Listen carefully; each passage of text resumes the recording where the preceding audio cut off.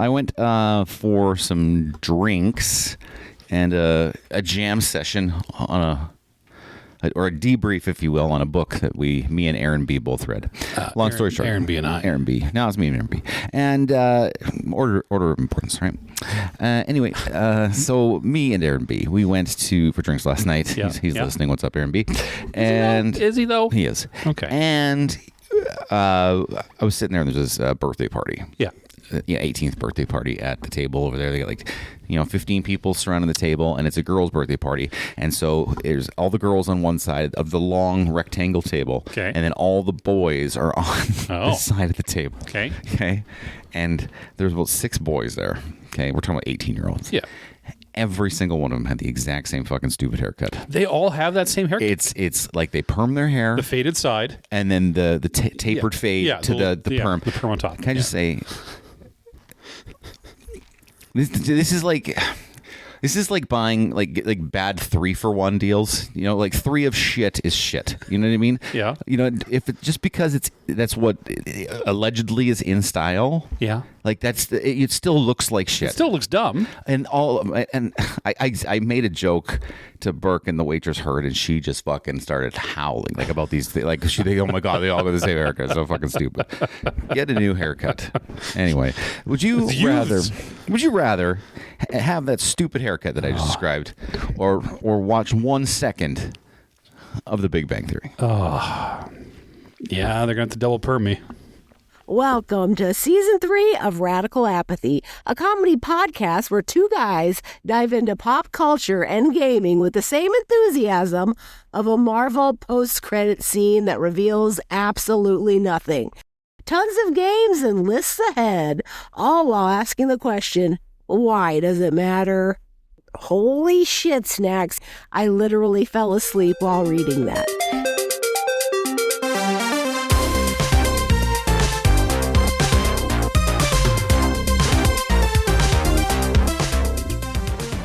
Ladies and gentlemen, boys and girls of all ages, but hopefully of a certain age because this is an explicit podcast.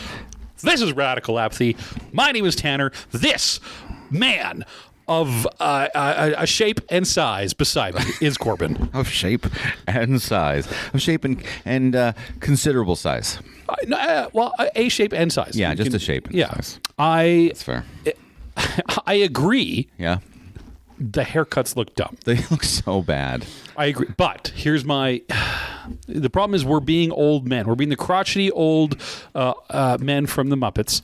And because when I was in high school, okay, the haircut to have at the time, based off NSYNC and Backstreet Boys, was the short spiked with the blonde tips. Yeah, so I never did. Everyone had that. See, and so I'm counterculture, and so no, you're much older than I am. So I don't think that was the do when you were in high school. Well, here's the thing. I did. Okay, when I was in high school, the Caesar was making its appearance. The short. Yeah, okay, the short, and you'd gel it forward. And just the front little. Yeah, flip up. So that was the big, and so everyone had it, and true to form, like I've not changed. Yep. True to form, I'm like, fuck that noise, I ain't doing my haircut.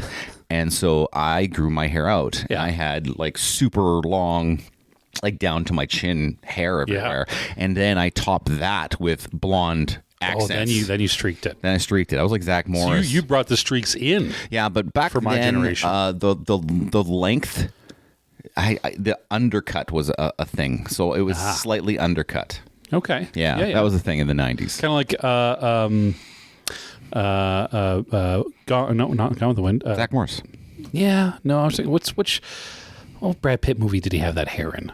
It wasn't Legends of the Fall. Was it Legends of the Fall? I think that's what I'm trying to say. Legends of the Fall. Yeah, and he had no undercut in that show though. I wish I didn't do an undercut, and that would have been even better. But I mean, we were all there, right? Yeah. Anyway, like here's another example. Like I'm old enough to, people are another popular hairstyle now is the mullet. Yeah, mullet came back. I just want to just a PSA for all you guys out there who have mullets. I lived through the first time mullets were a thing, and they looked stupid then. They did not improve. No, you look stupid. No. It was what the kids called memed on back in our day, just bullying. Hard. if you had anything resembling a mullet growing up. I just, he makes me cringe. Just such bad hairstyles. But this is not a hair talking podcast. No, this is just a regular talking podcast. Correct. That's what podcasts are. Yeah. But good one today. You know why, Corbin? Episode 50. Is it really? Yeah, 50 this time. We made it. We made it, everybody. We got to the 50. For no reason. It's really not any more important than 49 or 51, but we'll say it's 50. Episode 50. Round. I feel like we should have done something special for 50. Why? Yeah. Okay, we have a playing, a watching, a reading. General gripes. Well, we got some gripes. I got a pretty cool top 5 today. I'm excited for this top 5. I don't think you're going to like my top 5. I think you're going to wuss out on your top 5 today. Well, I see. So I'm correct. You're already not liking it without even hearing it. Yeah. I think you're going to wuss out. It's a good, cool topic, though. I thought it was kind of neat. I think so. I think it'd be fun to talk about. You got a game? I've got a game. I'm just going to play some games. Got a small so game. much fun, you guys. Yeah. Oh my gosh. And I got a lot of gripes, man. I got gripes too. But we're happy to have you guys here. You can fucking listen to our gripes and agree or disagree. Let's just. I'm going to talk a lot about this in the first part. Well, let's just get into some. Let's do playing first. What are you playing, Corbin? Are you ready for this? So as usual in our relationship, I text you something and you completely ignore it. Yeah. Save it for the podcast.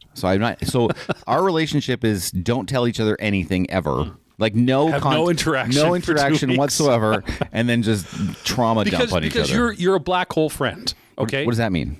Because as soon as the interaction begins, you crave more, almost like not necessarily a confrontation, but you crave more interaction and deep dive and delve, which for a podcast, a wonderful host that makes. Okay, whoa. Back up. What am I? A black hole friend.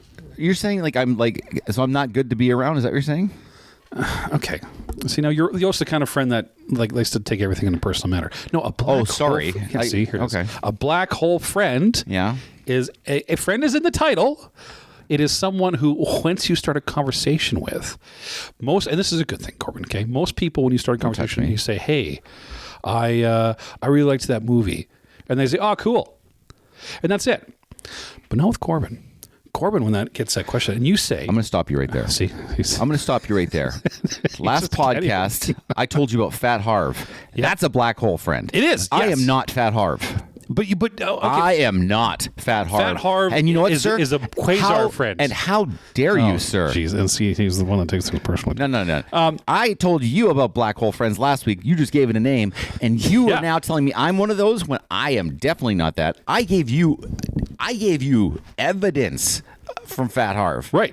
And I'm nothing like that. You're black hole friending this argument. Oh, please. It's a podcast. That's what we do. We talk on the podcast. Which, to go back to your point, is why we don't talk a lot. So save it for I'd like to change that. I don't want a black hole friend. I don't want that. Okay, well, we'll move to quasar friend and see how that works. I don't want that either. Well, that's a little bit better than black hole friend.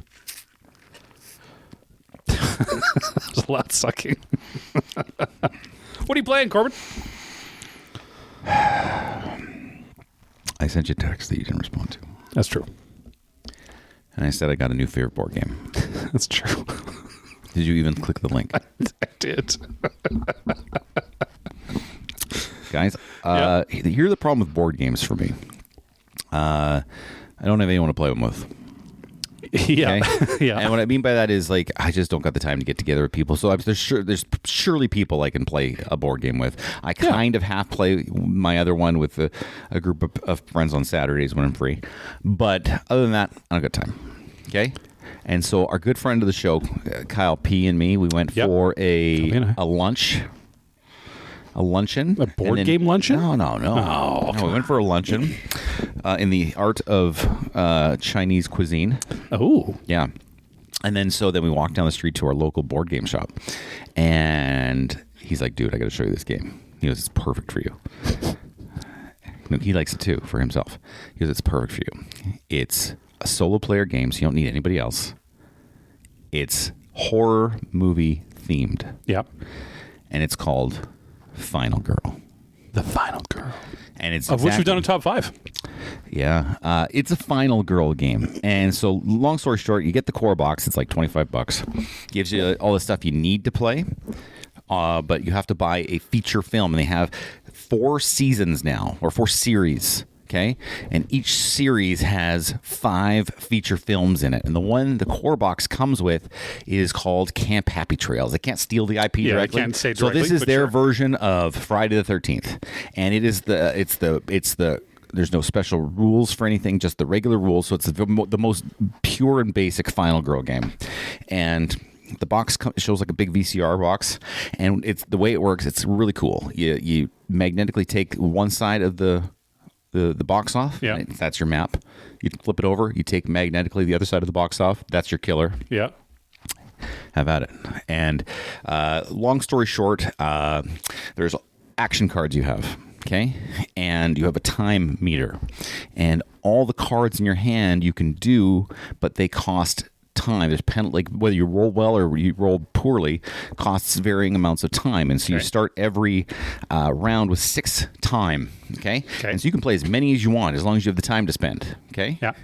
but when you're done your hand, you take any leftover time you have to buy new action cards for the next round, because the ones you discount or use that round can't be used again for another 2 rounds. Okay. So that's cool. So your idea, so you're on the board, you got the killer on the board, you got yourself on the board, there's a bunch of victims on the board. And your idea is you have to go and get through the victims' squares and get them to save spots. And when you save them, each final girl card has like anywhere between 4 and 6 little spots for your victims. Okay. And then you can pick where you want to put them on your card, and each has a little bonus to the game. Like it might move 2 squares immediately or gain a health back or something like that, right? Yeah. Okay. And then once you fill it up with victims, or you saved enough victims, then you flip it over, and then it's your ultimate ability. It's like the final girl powering up. Is like swing axe or sassy comeback line? Yeah, each final girl has a different ability, which is cool. And and then like I said, your job is to save victims, get powerful, and then kill the killer. The killer, meanwhile, goes around the board and kills victims. And the more victims he kills, the more powerful he gets. And he raises your terror level or horror level. And the higher your horror level goes, the less dice you're allowed to roll. And so the worse you're going to do. I like that. But yeah, so it's super cool. And what's really cool about this is the game is completely modular. I can collect as many feature films as I want. I can play any killer against any location with any final girl. It's so cool. It sounds like the board game version of Dead by Daylight. Dead by Daylight? Video game. Oh, okay. Yeah. Yeah. Okay. Is it... So you can change the modular play. So let's say you just have the basic box set like you do. Okay, the Friday the 13th or the fake one. Is it replayable just that? Because I guess you're just rolling the dice. They're deciding how things move. So it's replayable in a couple ways. 2 ways because you have 2 final girls. Okay. Another way is that you have event cards that trigger, and there's more event cards than you could play in one game. Gotcha. And they changed things for the better or for the worse for you. There's item cards. And so 3 areas on the map you can search for items, but you never use the full item deck on the board. Okay. You use just some of them. Okay? And so there's many games you can go through and not see an item for the first time. Another thing which is really cool, each final girl hidden in the box, you have to find it, is a secret envelope for each final girl. Oh. And it literally says, and I follow the rules on this, it says, do not open until you've survived with this character. And so I did. I opened it up, and it's a weapon that's special to that character. Ooh, it's like a level up. It's like a level up. Yeah, exactly. Oh, that's kind of cool. So there's really cool stuff like that. Is it strictly a solo player game? Yeah. Okay. But me and my sons were sitting at the same table, and we were talking about what we wanted so you're all to do. which we can want her to do, right? Yeah. But it's not like set up where one person can play the killer. Yeah. So I'm not a halfway kind of guy. No, you dive feet first. I'm not a halfway guy. Head first? Not feet first. You'd be head first, right? I'm head first. Head first. Head right. first. That makes more sense. I don't jump into the waters hip deep. If I like something, I commit to it. I'm a elbow first.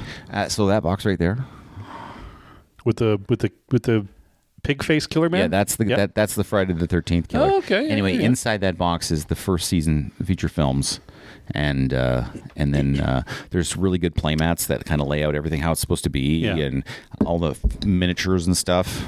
You know what I even did? I bought, because when I played the first time, I stay up late night sometimes. Yeah. Okay, like every once in a while, I'll stay up really late, all night, if you will. Yeah, all night I'll stay up. It's crazy, and so this is perfect for me at night.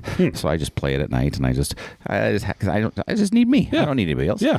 But the problem is that your hands are oily, okay, and they get oily, and so the cards started kind of sticking together. Yeah. So then I tried to use some like penny sleeves on the cards. Yeah. Those are even worse. They stick together even worse. Oh. And so then I bought for some of the nerds out there, Dragon Shield sleeves. Yeah. And so I've sleeved up in my entire Final Girl stout, and it's in the blood red. Oh, shit. That's the blood red color. Oh, it's also customizable in terms, not customizable, but replayable in terms, because on the killer board he has what's called a dark power, and then an epic finale card. And so as the terror level rises, you reveal the dark power. Okay. But there's multiple dark powers, and you just randomly choose one and there's random epic finales. So the combinations are so like endless. Epic finales, and he's coming in and then cutting your head off. Yeah, like he gets more movement. He kills twice, or what? Like he just So as the whole terror goes up, the horror level goes up, or whatever, his speed increases. This is just in the first game I'm referring to now. Yeah. His speed increases, and the damage he does when he attacks increases. Against the victims. Yeah. Ooh. And but so now in this box that you have, is it just the one killer, or is it the three killers? So in that box that you're looking at right there, I've got the Friday the 13th variant. Yeah. I've got the Nightmare on Elm Street variant, which is very cool because it's got a sleep and awake mechanic. That's cool. Okay. And you can't kill him when you're awake, and he can't kill you when you're awake. Yeah. But then you can only save victims when you're awake. And then there's cards that force you to sleep, and then it's got this really cool boiler room mechanic to face. Oh, so they're pretty hard laid on the tentpole movies. Oh yeah, like they're mimics. It's really awesome. Yeah. And then the third one in there, legally distinct. Yeah, is a poltergeist type thing, which is cool because it's that killer you can't even kill. Yeah, it's already dead. And then what I did, so that's this. And so then I told my wife, "Okay, wife, I'm going all in on this." Okay, because I kind of did this in like sections. I kind of one film. Okay, I'll try another film. Okay, I'll try another film. Yeah. Okay, and then I looked online and like, oh, they offer this other thing. Okay, and so series 2 and series 3. They had what's called, it's like a box like that, but it's called the Ultimate Box, and it comes with all the films, all the miniatures, which there you had to buy separately, all the miniatures for all your killers and your people and your final girls, extra shit, your play mats, like it just comes with everything. Like you don't need to buy anything else except the box. Okay. So I got that for season 2, which came yesterday, and I did unboxed and sleeved everything. Season 3 is coming today, and then there's a Kickstarter for season 4 that I've pledged to. That's coming out like later this year. What's the company that builds this? It's called Van Ryder Games. Van Ryder Games. Okay, shout out to Van Ryder Games. Yeah. But what was this game called again? Final Girl. Final Girl. Yeah, pretty cool. So yeah, if you're those of you out there who just want to play alone in the dark by yourself with no pants on, yeah. Final Girl. And there's a companion app, so I keep my stats. Oh, you can download it and follow stuff around? Well, yeah, you can you can use it and say, here's what I have in my collection, randomize my game for me.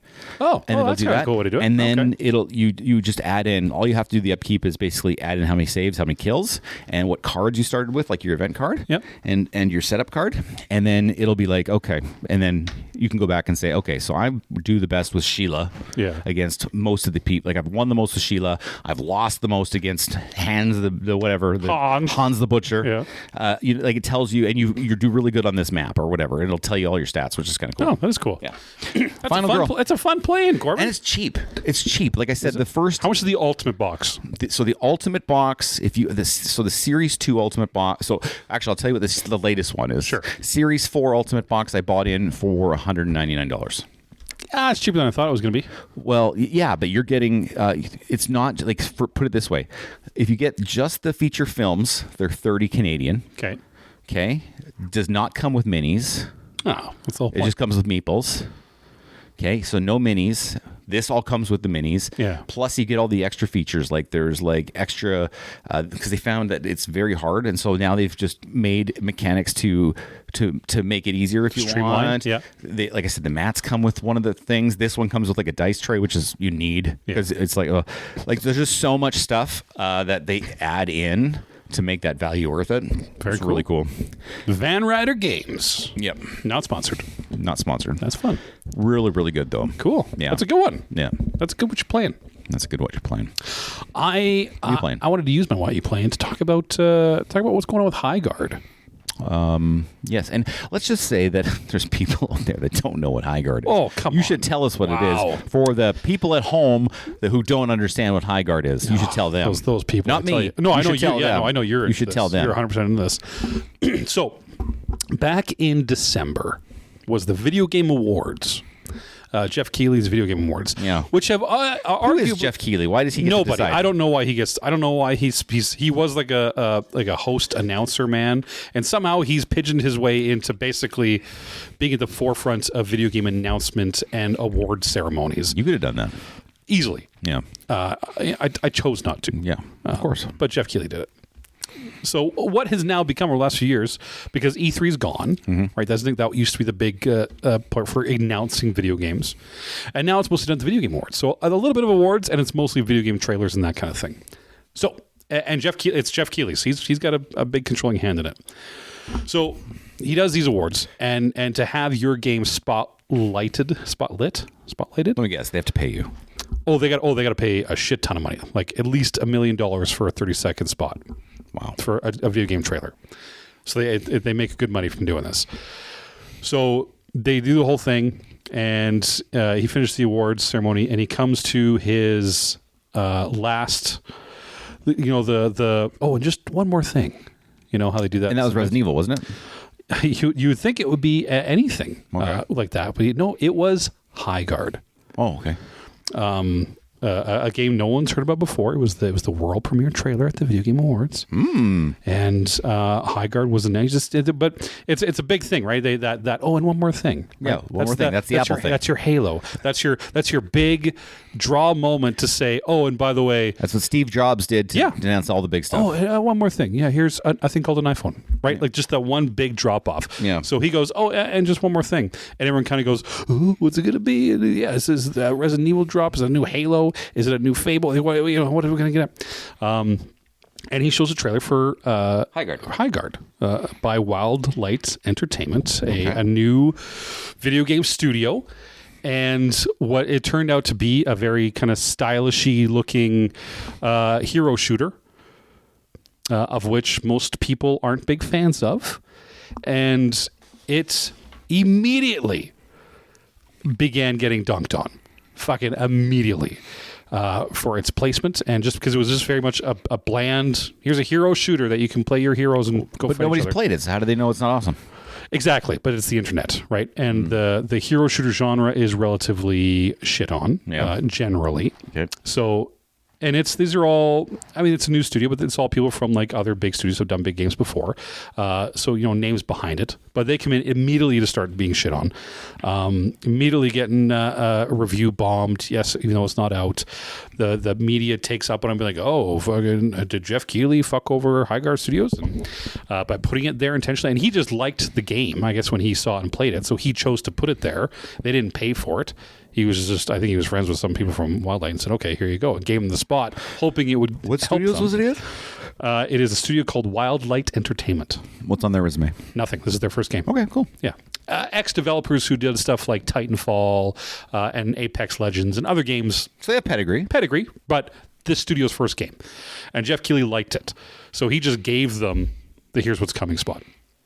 And that has fucking demolished them. So the game did come out in January, within a month after its announcement. Did you buy it? I did not. What's the Metacritic saying? So as the Metacritic sits at about a 60, which, okay, it's not great, especially in the saturated market of hero shooters. But the review bombing still stands. It is mostly negative on Steam. Does it need to be there? No. I think like, does the game work? Is shooting okay? Like, is like the base of the game, it probably is a 60 game. But because of the animosity, they massively underperformed. They fired 60% of their staff. They're only keeping on a skeleton crew to keep the servers running for this game for the time being, and then promising of updates down the road. But they laid off 60% of their staff because they've just made no money going forward and just getting bombed. So now a lot of their That's awful. employees who were let go have come on like on X and everything, talking about how it is and just saying how, like, after the trailer comes out, they start getting like personal review, like personal messages saying, looks like your characters have all the personality of a space heater, and all this kind of shit. Like, immediately the internet turns on them, right? So while it's not a garbage game, right? And it's this fucking internet, right? So it's not a garbage game. No one sets out to make a bad video game. No one sets out to make a bad movie, but it happens. And I don't think, like, it was a 6, so it's fine. People can carry on, but the way it was set out. So do you think, now knowing what you know, if Jeff Keighley did not put it in the and one more thing part of the trailer, would this game have been able to find an audience? Yeah, if its placement was earlier in the show, maybe would it be different? Yeah.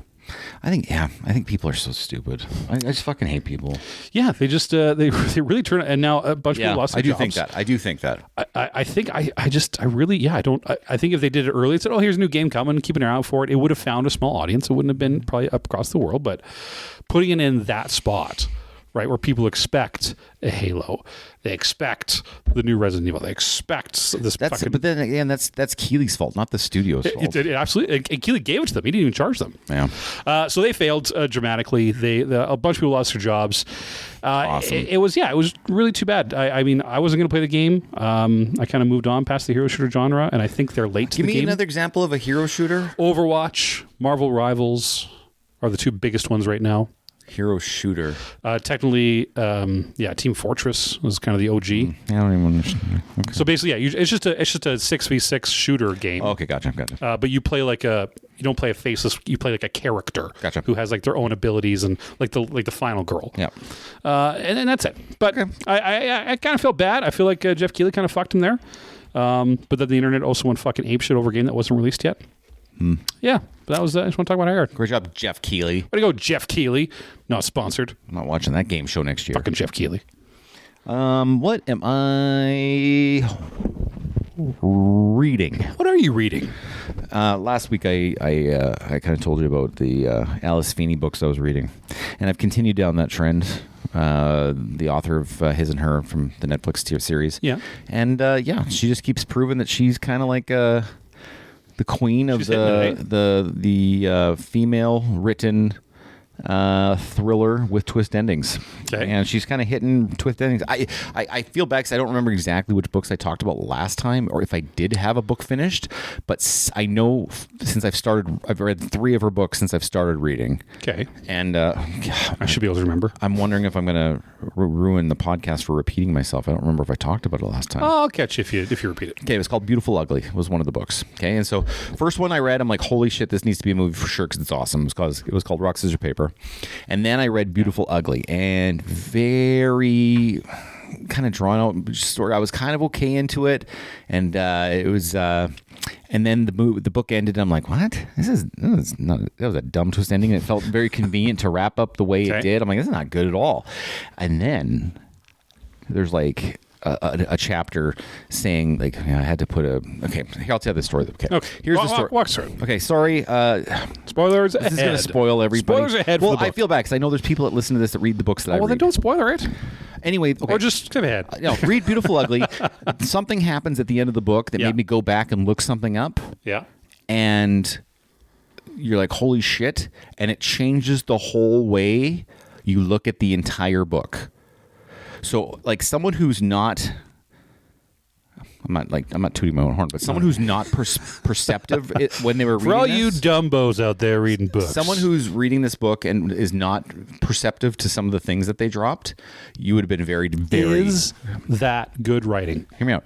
You would have been very disappointed in this book. But then once you're like, oh, and then you go and you look at it through this different lens, this is a meta book. Meta.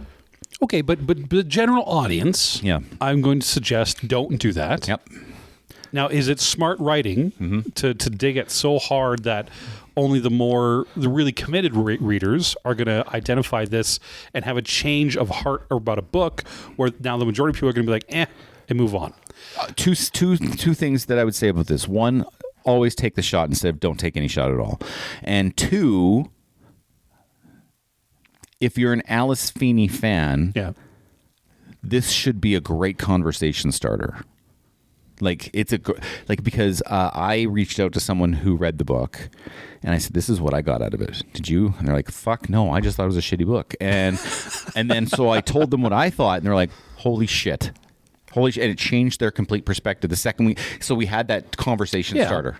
And so yes, I'd rather you take your shot instead of don't take any shot at all. Don't be safe. Be original.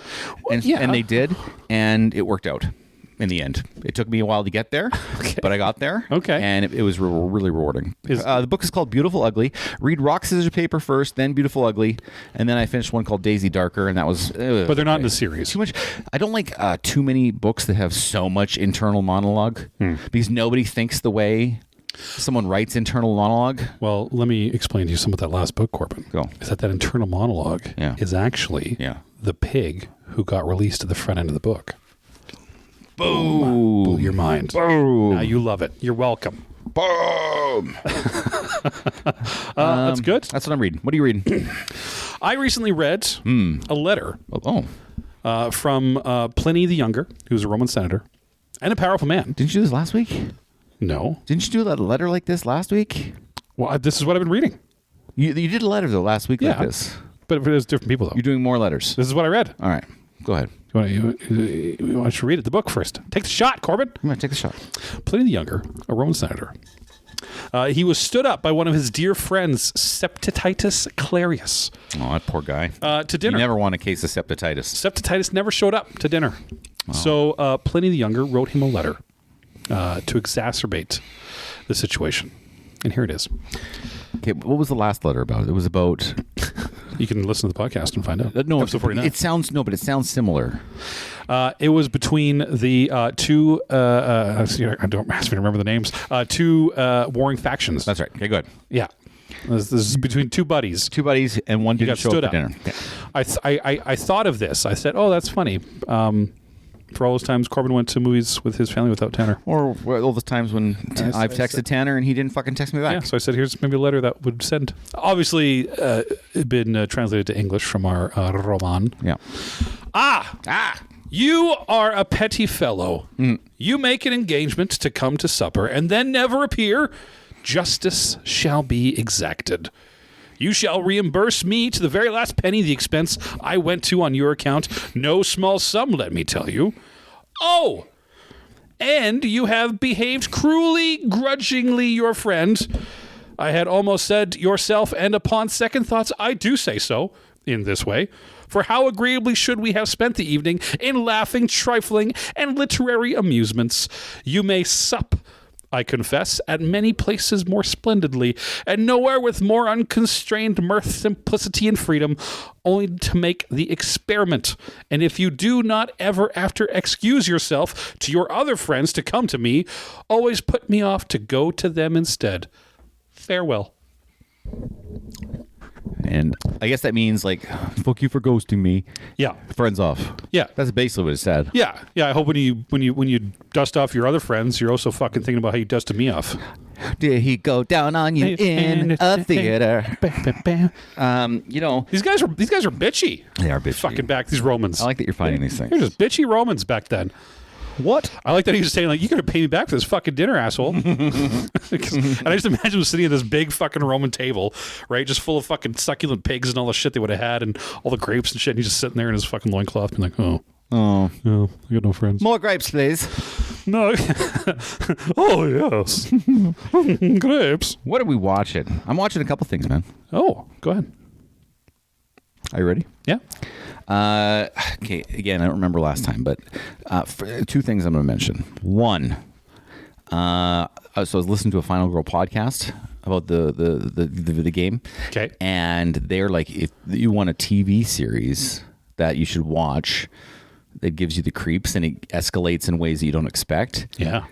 It was on CBS of all places for 4 seasons, and it's called Evil, and it stars the old guy that played Luke Cage in the Marvel series. Oh, okay. And so it's called Evil, and so I've started watching this Evil thing, and it's basically about Like with Luke Cutler? no Luke Cage, like our Marvel. Remember Luke Cage? Yeah. Yeah, he's that character. That That Marvel. that actor is playing in this show. Anyway, Yeah. he plays a priest in training, Okay. and he hires a forensic psychologist and some techie guy, and they investigate unexplainable, potentially like a lot of possessions. Okay.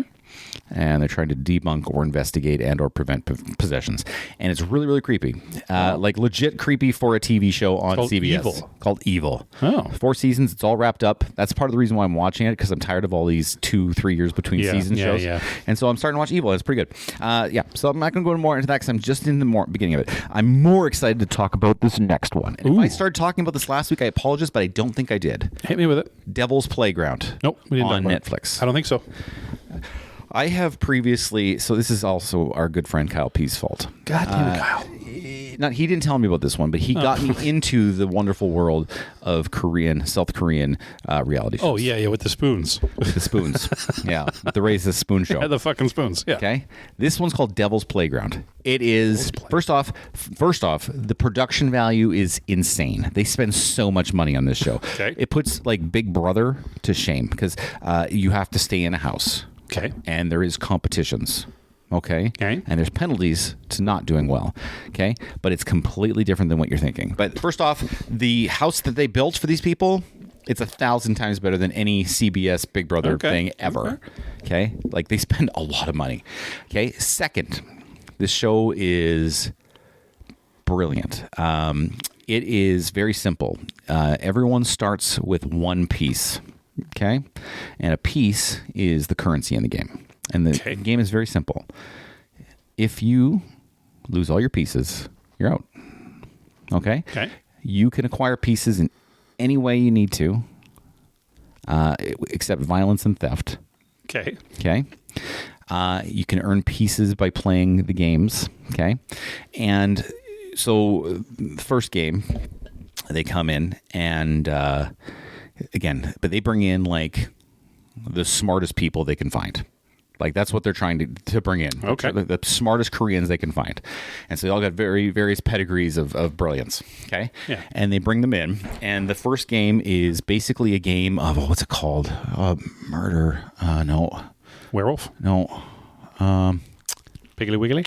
I forget the name of the game. There's a very common name to the game. Long story short, there's terrorists and there's civilians, but civilians have different roles, like journalists, like werewolf. Yeah. Okay. Yeah. But anyway, there's layers to the game. Okay. Okay. And what I like about this show is they give you these rules, and you're watching the rules on the show, and they're so intricate that by halfway through them explaining the rules, as a viewer, you already don't understand what's going on. You're like, I'm fucking lost. Okay. Then what's cool about the show is they go, okay, you've got 1 hour to plan. And they show just as much of the planning phase as they do the actual game. And then what's cool is you're like, well, why did that guy do that during the game? And then they show like behind the scenes of some of the strategies going on. Okay. And it's crazy because people are playing this and they think it out. Like just in the games they play are not physical games. Yeah, it's not do 7 chin-ups or something. No, they're not endurance games. They're literally brain games, okay? That involve interaction, cooperation, sometimes, deception, and they're really, really smart. One of the games, okay, so it was late in the game, and they got all their pieces, okay? Now you sit at a poker table, and you can cash in your pieces for 5 chips for each piece you have, okay? Okay. Okay, you get your chips. And we're going to sit here at the table, And in front of you, you got a multiplication symbol card, an addition card, and a subtraction card. Yeah. Okay. And we're going to play a poker game. Okay. But here's the poker game. I'm going to deal you one card face down. We've got 40 cards with 1 to 10. Okay. With 4 different colors: gold, which is higher than silver, which is higher than bronze, which is higher than dirt. Okay. And we're playing a game of high-low. So I'm going to give you 1 down, betting rounds, all that. 3 more down, okay? Yeah. And you have to come and create an equation that's closest to 1 or closest to 20. Oh, Jesus. And once you bet, nobody knows if you're going high or low. You have to determine, okay, I'm going high. If you drop a coin, it says high or low. And high gets the pot, low gets the pot. Or if you think you can get both, boom, okay? And then to throw a wrench in there, you can get a division or a square root card dealt to you. Oh, Jesus.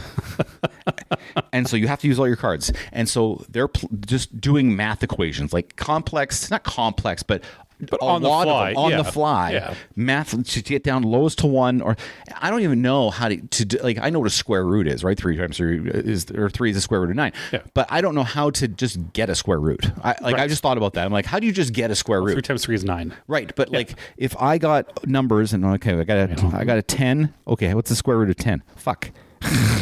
Right? You know what I mean? I don't know how how to develop that right off the fly. Okay. I'm not as smart as screens. Anyway, and they did that, and they played this game for 7.5 hours. Holy shit. Until it came to the resolution they needed for the game to succeed. Imagine the brain power and the mental fatigue you would have. How do they make that fun to watch? 7.5 hours? It's fascinating. If you're watching it, it's so fascinating. They're just playing the music in the background. It's like 7. It's like 7 plus 5. The episode didn't last 7 hours. But I'm telling you, like, that's just, I'm just giving you like just a taste. If you're interested in like smart games and smart people, and the nice thing about Koreans is they're non-threatening. I'm just going to lump in the Korean shows I've watched. Yeah, is that they're not malicious like Americans. No, on reality shows, right? Like if they have to make a choice that is deception, like they are super apologetic. Like they truly feel bad about it. Yeah, you know what I mean. Whereas that's what they do down the south, right? Do you think it is? We're seeing a golden age of Korean television. Yeah, right now. Yeah, because it's banging on like Netflix and the dramas and all that kind of are playing on like the daytime dramas and all that. Like it's getting huge numbers. I'm telling you, I really like the South Korean reality shows. They're really good. Subs or dubs? I dub. Yeah, I like listening to the English people try to talk over. Catch up. Yeah. I don't like reading my show because I'm paying attention to the show. What would your voice be over? Your voiceover for Korean talk? What would my voice be? Yeah, like what voice would you use? My own.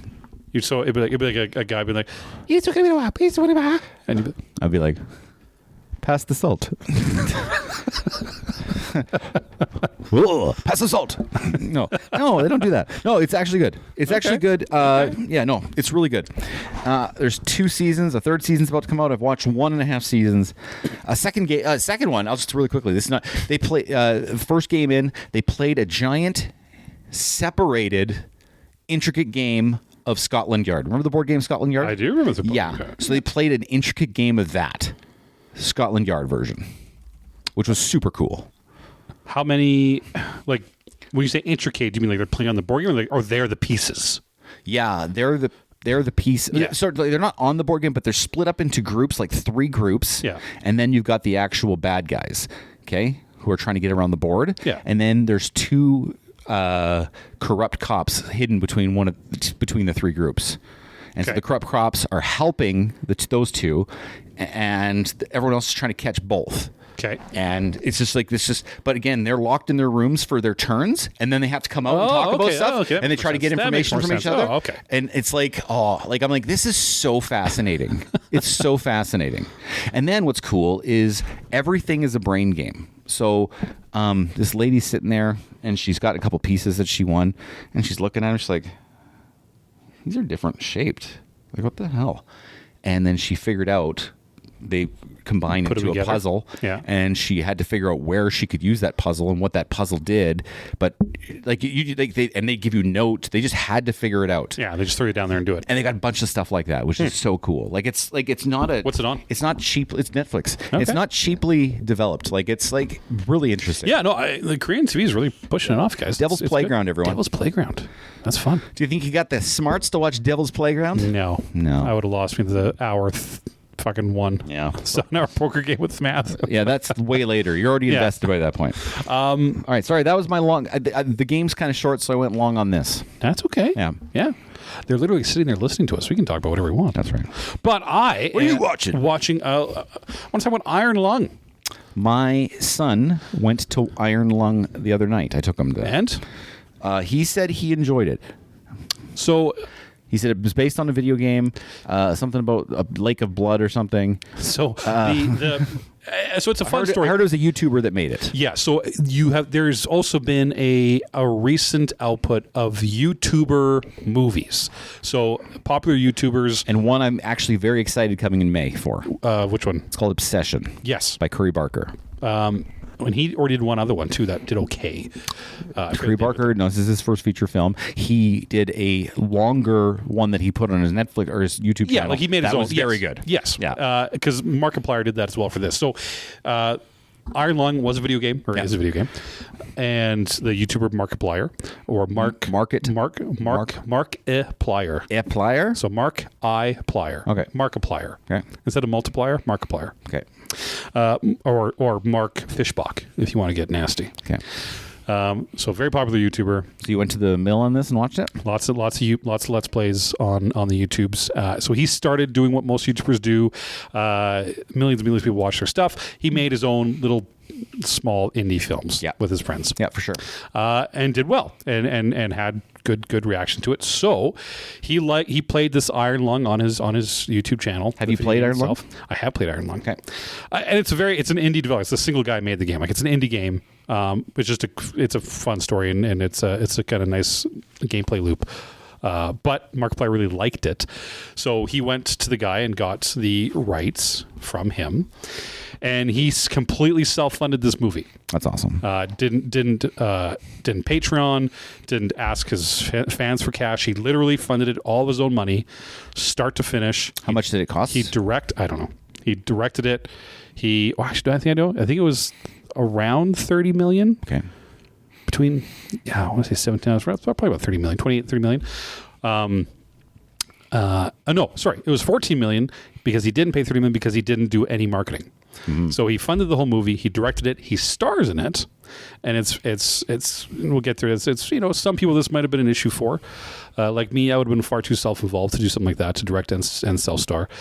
But this gives him full control to do it how he wants. And he is a very fan of the source material. He brought the maker of the game in to say, hey, here's the script, here's what I'm doing. Do you agree? Do you disagree? Blah, blah, blah. So he kept it very close to source material, which we see a big problem with big fucking fancy movies. That's usually the issue. So then he makes this movie. And he drops in January, which is a great time to release movies in the States. But it starts out with like 120 movie theaters in the States pick it up and say they're going to play it, which he thought was awesome. Up to the 3 days before release, ends up going to over 8,000 theaters in the world, just from word of mouth. And so, he never spent a dime on marketing. He did everything through his YouTube platform. Now he has like millions of people on YouTube, so that word of mouth does help. And then, they release it. So it bangs to number one. Day one on its released on Thursday. Number one in America. North America. Yeah. And then day two, this is also when they released, what's that horror movie you just saw with Sam Raimi? Send Help. Send Help and the Melania movie released the same weekend. Mm-hmm. So he beat both of them on Friday. And then on Saturday, whatever movie critics, whatever it's called, the main organization, they stopped recording his numbers, and so they just took him off the board basically, because I think Hollywood was getting a little pissed off. So he's done very, very well. He's crushed. He's made a fuck ton of money on this. He's now getting calls from all kinds of Hollywood people being like, hey, holy shit, let's see what you can do, right? So he's riding high. He did a banger. He's doing really well. So did you like the movie? So Iron Lung itself, what it is we're in space. Everyone lives on spaceships and like colony bases because something happened. An apocalyptic event called the Quiet Rapture happened, and most people are gone and dead. So everything's dark, everything's black, and so what they do is they will find these moons and these planets that have oceans and oceans of blood on them, pitch black. So what they'll do is they will create these small submarines and put convicts into these submarines and say, hey, if you go down here and find the thing, we'll commute your sentence. What's the thing? They don't tell them. Okay. And then you get put in this sub. You don't have training to be in a sub, and then it gets dumped in this ocean of blood, and you can't see anything because it's blood. So there's no windows in this sub, and there's only a button that you can hit that takes an X-ray photo outside the sub, which then comes to your screen. So as you just go, you're hitting a button, and it just takes a photo outside, and then you can see. So you never get to see, but you might see a static photo of something as you go down. So that's the base of the game and the movie. Yeah. And now he was trying to. He doesn't know what he's doing. He's just a fucking ex-convict. Don't spoil it because I want to watch it now. So he's put in the situation. He doesn't know what's happening. It is very Lovecraftian. It is very existential horror as it starts to go. Look, is it a perfect movie? No. I mean, it was a small movie made by one guy. Yeah. Right out of the gate, you can kind of see him. You're like, okay, is he gonna be doing okay? You know, you say here, but by the end of that movie, he's doing fantastic. Like he acted way stronger than I thought he was going to as a YouTube star. So I'll give him credit there. He actually, by the end of it, you're like, yeah, I'm into what this guy's doing. All right. Out of 10. I would give it a solid 7. Okay. For how you know that's pretty good. For now, you know how I like horror movies. A solid 7. It's called Iron Lung. So you would call this a horror movie then? Oh yeah. Okay, awesome. Yeah. Select movie theaters. I don't know if it's still here. Yeah, I think it might be. It's a Friday. Money. It might come out. It might be out by today. It's making money. Yeah. If you go, I'll go again because I'm going to watch your reaction to the end. And it sticks the landing. That's why I'll never spoil the game or the movie. But there's a reason why people like it. Okay. I dig it. So if you're looking for it, indie, go support it. Kind of spit in Hollywood's face from all the shit they're making. Check it out. Iron Lung, a film by Markiplier. That's what I'm watching. I like it. My son also liked it. Good. It's time for General Gripes. General Gripes. He's no longer a colonel. There was a recent Amazon layoff sweep. Actually, what they like to say is a restructuring.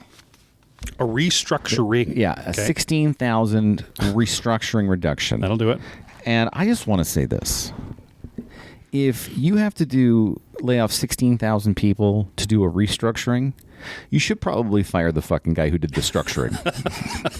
Okay? No, he's getting a bonus that year. Yeah. You know what I mean, though? Like, if he's the one who made it, why is he still here? Yeah. He better have been part of those 16,000. You know he wasn't. But is that North America or is that worldwide? I have no idea. Probably worldwide. 16,000 people. Yeah, that's a lot of people.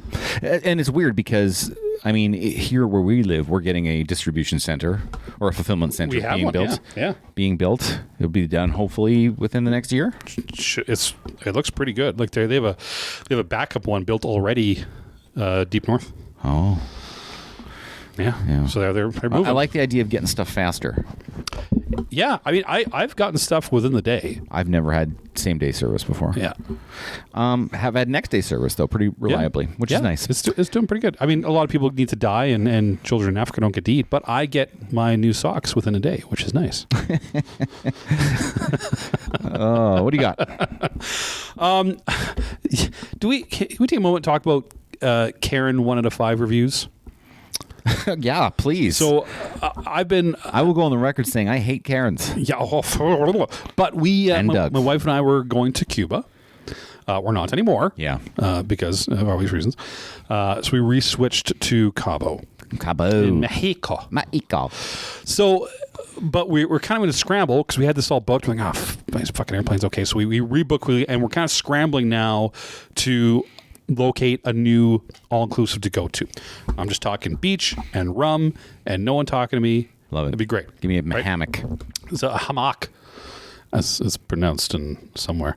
So we had to rely on a lot of Google reviews. Mm-hmm. And we just kept coming across these fucking 1 out of 5s, these Karen reviews, and they always bitch about things that like nobody cares about. The stupidest things. So so I started going through, and I started kind of laughing because you'd look at a 5-star all-inclusive hotel in Mexico, like gorgeous, right? Yeah. Beachfront, blah, blah, blah, all the things and the peoples and the blah blah blahs, and then you go down and you see 10,800 5-star reviews. 7,200 4-star reviews, and then 61 star reviews. Like, oh, okay, what's going on here? You click on it, and it's always a Karen. Mm-hmm. And it's just like 1 out of 5. They didn't have West Coast shrimp on the East Coast. 1 out of 5. The whole thing. Oh, go fuck yourself, Karen. The wild monkeys did not eat out of my hand like I saw in the picture the one time. 1 out of 5. 1 out of 5. Go fuck yourself, Karen. 1 out of 5. I'm going to say go fuck yourself, Karen, each time, just so you know. They didn't play the right version of Tiny Dancer that I wanted them to play so I could hear it. Go fuck yourself, Karen. And just that's all. Let's start a new game. Yeah. We'll start a new game every couple months. We'll play a game called Go Fuck Yourself, Karen. Yeah. And we'll go over some. We'll just go through because do you have any more? I took that, but there's a lot, and it was a lot of fun. So I think. I wanted to bring it in here because finding the 1 out of 5 Karen reviews are pretty entertaining.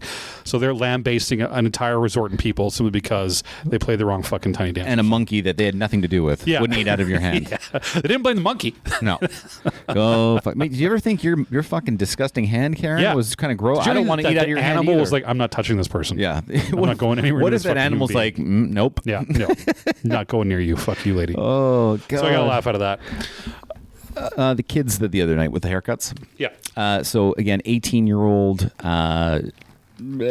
birthday, and they did the same thing that we used to do at our 18 people when we went to 18-year-old birthdays. Yeah. And they ordered the Muff diver shot. Okay. For those you don't know, it's some sort of alcohol with some whipped cream and I believe a grenadine. So when you eat it, it looks like you went down on a bloody chick. Okay. And just so you know. And here's what I just thought into my head. It just kind of popped in. I have never used the word muff other than to reference this drink. It's not my vocabulary. It's not a cool word. The muff. Muff. Who uses that? Muff. I don't. I feel creepy even saying it out loud. I don't think we use it much anymore. I think it was more of a '90s word. I don't remember using Muff. it in the 90s. Muff. Would you go to a bar called the Muff? No. Welcome to Muffs. Come on. Come to Muffs and we got some Muff beer. What if it was a diving school called Muffs? Welcome to Muff's diving school. You know what?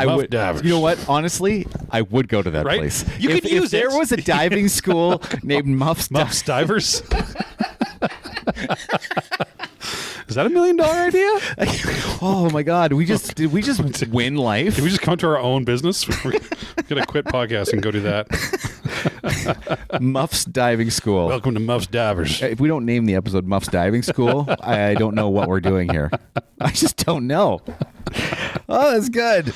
Give me one. I was requested to make an amendment on one of our things we did. Yes. What was it? Something I said or something you said? Oh, it's always you. It's never me. People agree with what I say. Okay, fair enough. Every podcast has got to have the bad guy.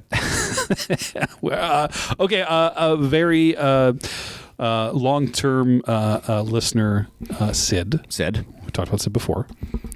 He respectfully. Wait, what's the topic? Okay. And then I bet I can guess what it is. I know you can guess what it is because I've only talked about Sid once before. Okay. And I'll be honest, guys. I have moved past this this joke. Are we still on Julia Garner?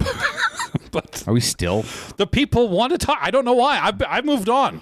But Sid respectfully asked we add an amendment to the next podcast to establish his proper grounds, saying he caught stray rounds last time from you, to bring up his points about Julie Gardner. Yes, please. Gucci model.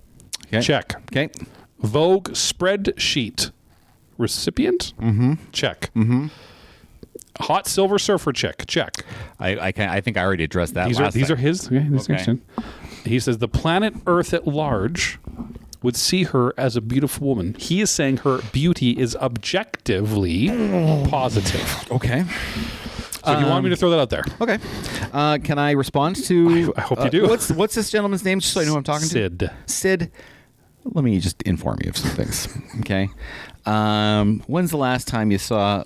I'm gonna be a little chauvinistic here. When's the last time Everyone you skip ahead 2 saw minutes. a nude scene with Julia Gardner in a movie? Never. No one wants to film that chick. How about when was the last time you? Listen. You may say she's covered some magazines, but you know what? Those magazines are probably for girls.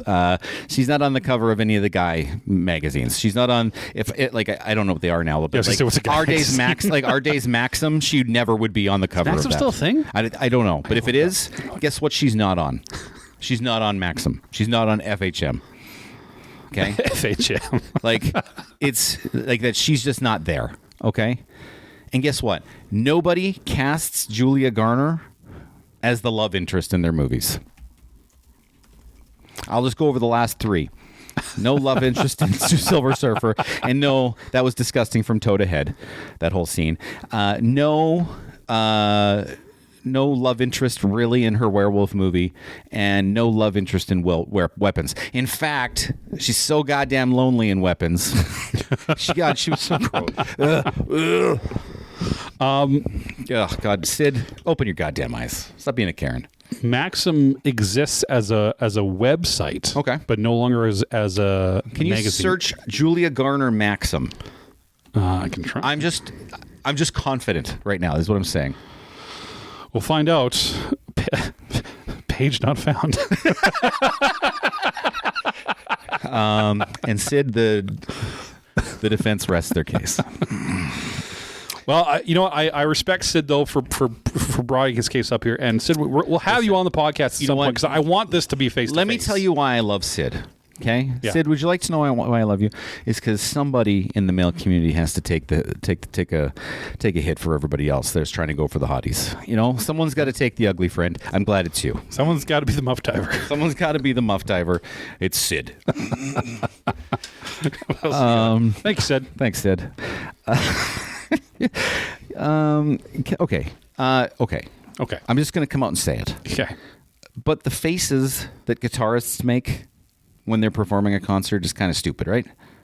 Oh, They're like in the middle of a solo, and they're like, yeah, like they're grinding a doorknob. or this one, I can't do this over the podcast, but they do this face. For those listening pairs, Corbin is straightening his eyes to the back of his head, slowly opening his mouth, And as if he's having a it stroke. looks like he's being possessed or something. Like, I don't remember what concert I was watching the other day. I'm like, what? You look like a fucking idiot. Is it Music in my most euphoric moment has never made me want to make that face.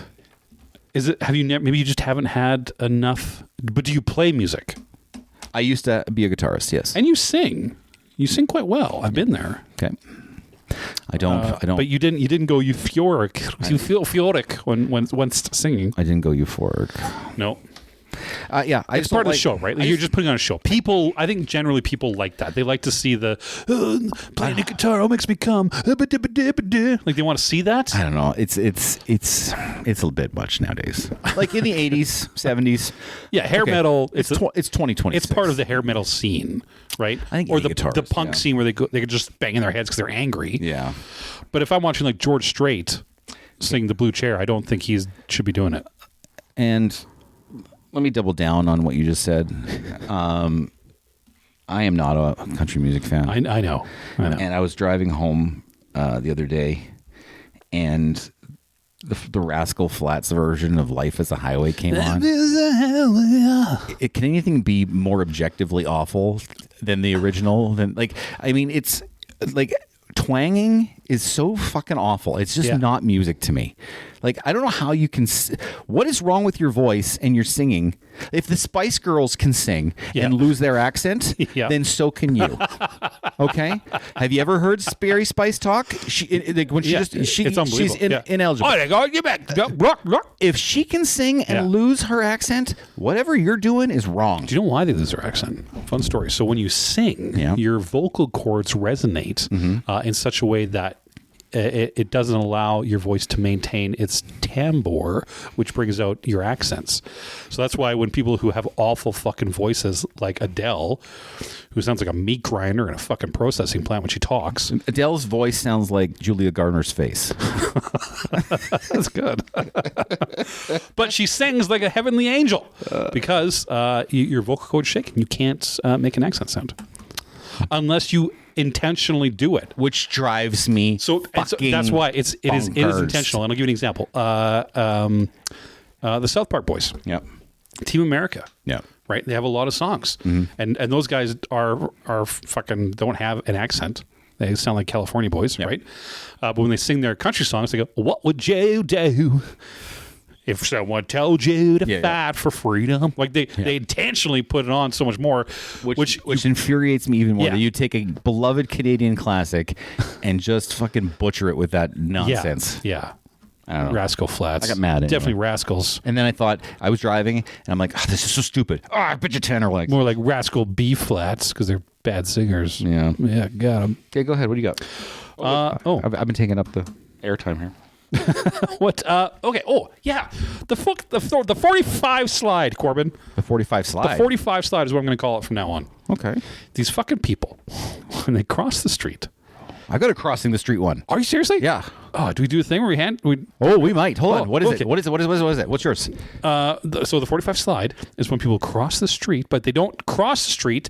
They go at this 45-degree angle, and they take so fucking long that you're trying to drive past in the road, and now you're just walking in this 45-degree angle on the road, taking an extra 10 fucking minutes, and you got to sit there. Where if they just went at a straight 90-degree angle, a toot sweet angle, they're off the road, you can carry on. But no, I'm going to walk at a 45, and I'm just going to take everyone's fucking time. That is annoying. It's called the 45 slide, and it's fucking annoying. I can't handshake you. Mine's a little different.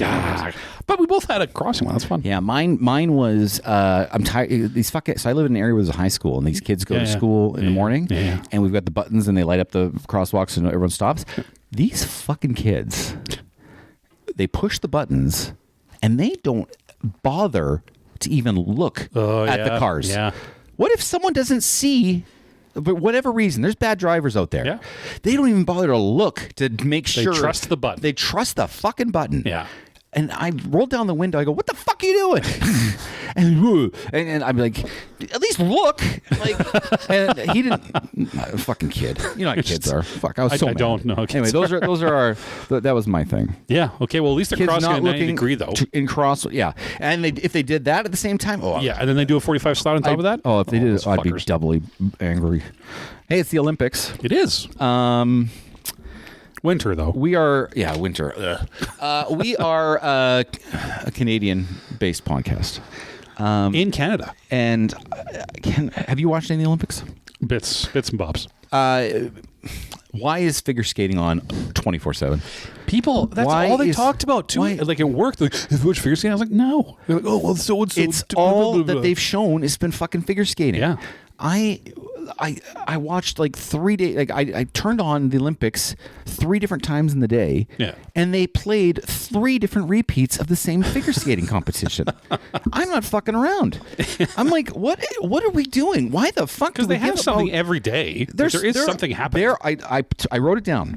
There are 116 different medal events. Wow. And yet I'm watching repeats of fucking figure skating in Canada over and over and over again. And while I'm on it, I will tell you why I don't like the Winter Olympics. Why? More than the Summer Olympics. Summer Olympics has less than this.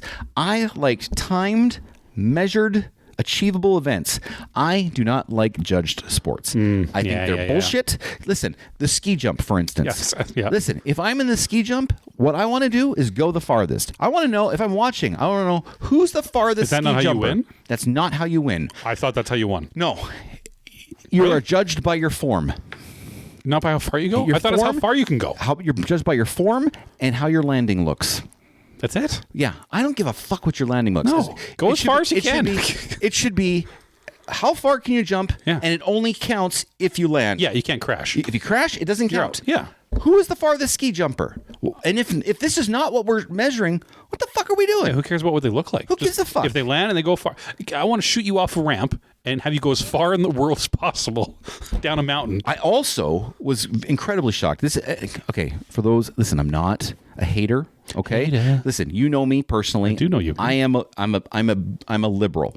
I'm a liberal person. Yeah. If I was any more left, if I leaned any more left, I would topple into the Pacific Ocean. Okay. That's okay. Okay. Yeah. But this thought happened to me, and I'm not trying to be offensive. Okay. Okay.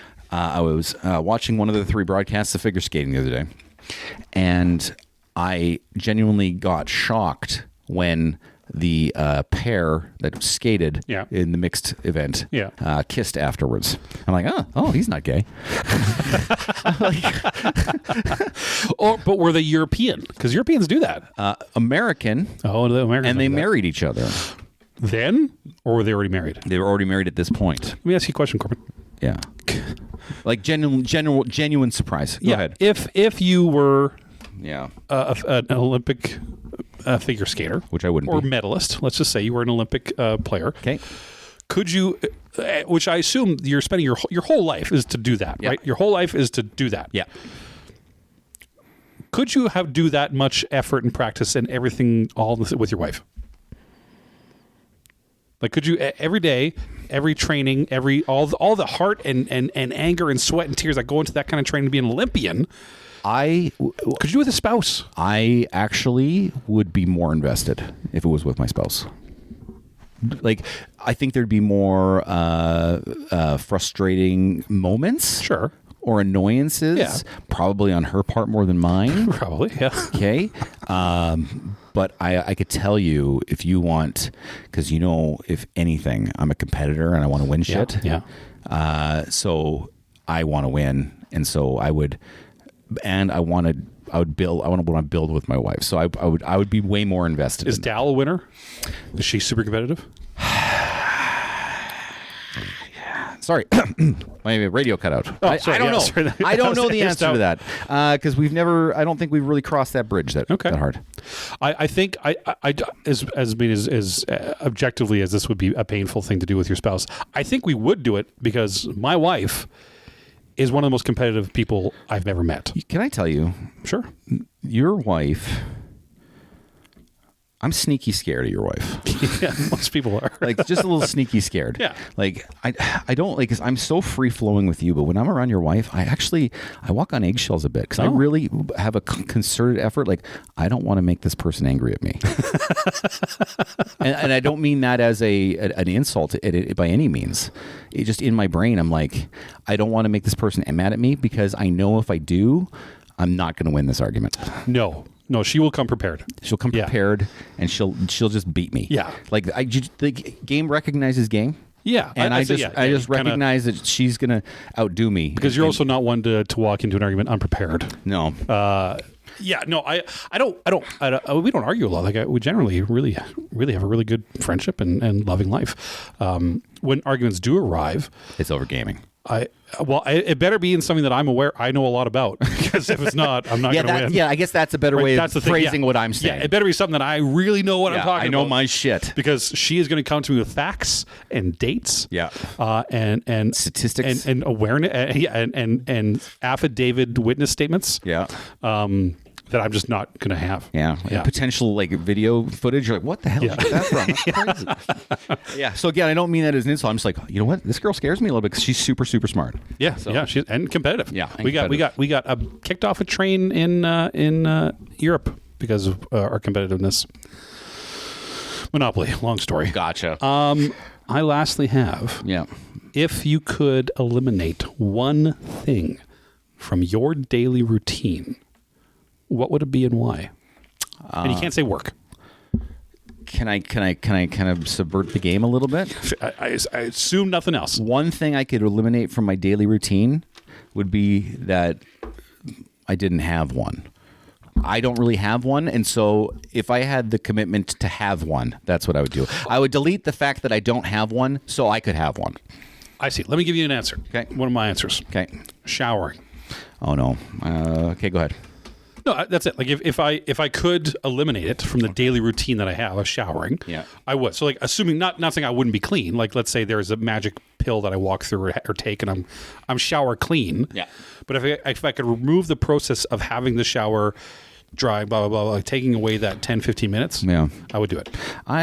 So if we're going that way, again, I'm just going that kind of routine. Yeah. The meta, I was like, I'd like to have a routine because I'm a little random. Yeah, no, I don't. Something I can get rid of every day would be not every day, but kind of weekly. Is that a daily routine? Sure. I would if I could. If listen, and this is dead true, and my wife is going to cheer into the radio if I said it. Okay. If I could just burn my clothes and just buy new ones instead of doing laundry, I would.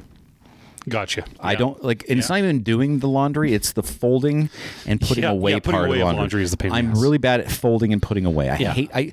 Nothing angers me more than folding clothes. All I right. hate it. I'm going to ask you a question then. Go. If you And had I've, the and option, I've looked into machines that fold. I'm sure. Yeah. If you had the option though, okay, so you can you have your what you wear now. Yeah. Okay.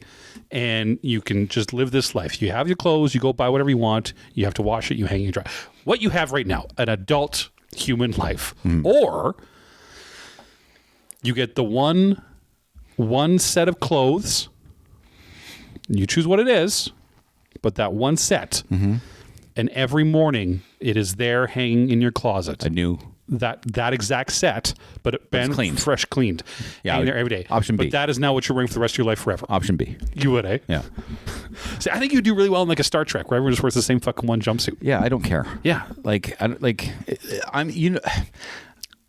I'm very few things about others' opinions of me bother me. Yeah. One being I'm a black hole friend did bother me earlier today. Yeah. that was not nice. But everything else, I could give a fuck what anyone else thinks of me. And so if it's I'll take convenience and familiarity over over That's fair. I think that's an people's age thing opinions. too, right? I don't give a fuck. Because you're like, yeah, whatever. Like I said, like if I buy a pair of jeans and I try it on, I'm like, oh, this is the one. Yeah. I will literally buy 4 pairs of those jeans. Yeah. And that's just what it is. I found some shirts that I like, some undershirts. Yeah. I've literally bought 8 of them this year. So they're the exact same shirts. I think, By the way, Untuck It shirts, t-shirts, pricey, but if you can get them on sale, great. sorry, Nantucket shirts? Untuck It. Untucket shirts. Yeah. Okay. They're fantastic. Okay. Untuck It t-shirts. That was all my grapes.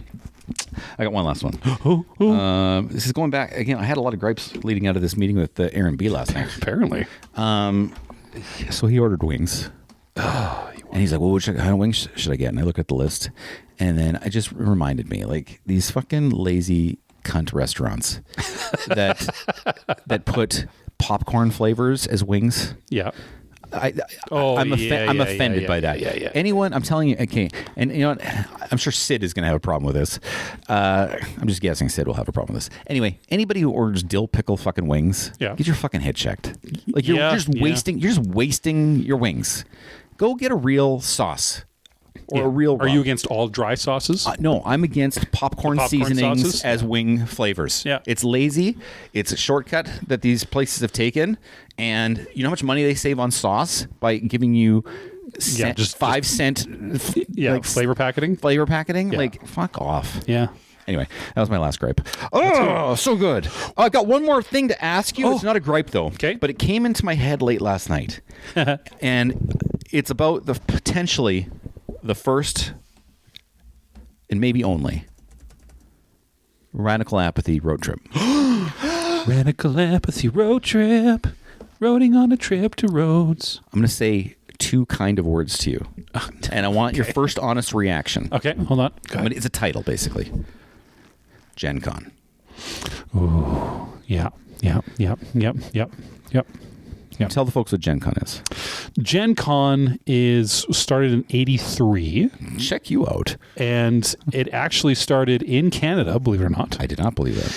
And it was very small to begin with, but they brought the first 4 mechanical generators that they could show off to people. And businesses didn't. They said, "Oh, this is really awesome. It can get bigger." Is this one of those things where you just make shit up? And then so they started bringing out more and more. There's electric generators. There was Enough. Okay. Jesus Christ. Okay, he has no idea. Okay, Gen Con actually is in Indianapolis every year. It's a convention, and it is a board game convention.